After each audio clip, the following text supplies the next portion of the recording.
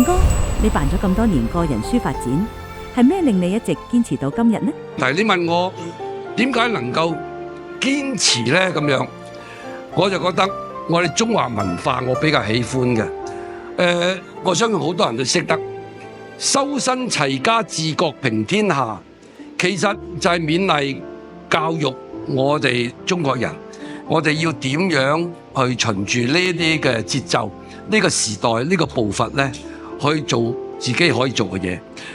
咁我就覺得我今年呢係雖然係70後嚇，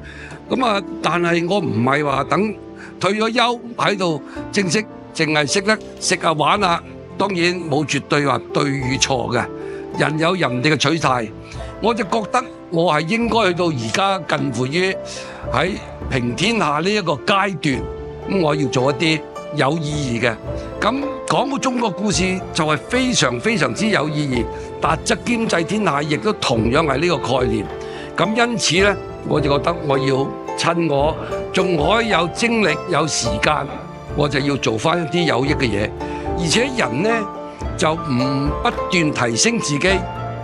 唔去不斷去學嘢，唔不斷為自己創價嘅話呢，創造價值呢，人嘅價值喺邊度啫？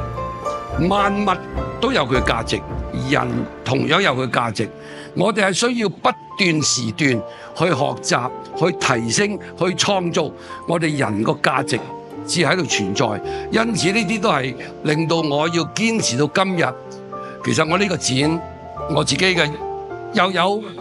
滿意嘅、欣賞嘅，又有好唔滿意嘅，好硬心嘅係乜嘢呢？因為你個人個身體呢，唔等於不於當年啊！我喺若干年前開始寫時，我由中午12點鐘一條氣寫到夜晚12點，除咗10零分鐘食飯，冇停過，冇問題嘅。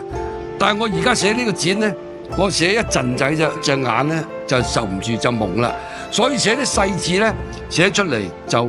我自己完全滿意，但係無奈你嘅身體就係咁樣啦嘛，咁所以我就覺得唔緊要，我唔係要去參加比賽，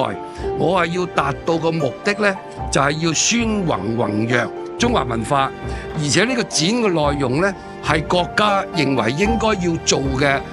大健康。咁15規劃都係咁講，澳門特區四大產業而家創造嘅大健康又對人體有利嘅，而澳門成日要講出海，其實我哋嘅中醫藥大健康喺400幾年前已經由澳門出海啦。但係試問又有幾多人知道呢？我覺得包括多個社團、仁慈堂啦、街坊福利會啦、歸僑總會、工人醫療所啦、民眾建澳聯盟啦等等，呢啲都一路都係有啲半世紀70多年啦做呢啲嘢，但係社會市民唔一定知道，我哋就要講。同埋特區政府佢使喺老百姓嗰個衞生嘅資源用咗唔少，所以澳門人只能夠有呢個幸福。但係我哋要宣揚，唔係有病嗰陣時就去治。如果我哋能夠了解到大健康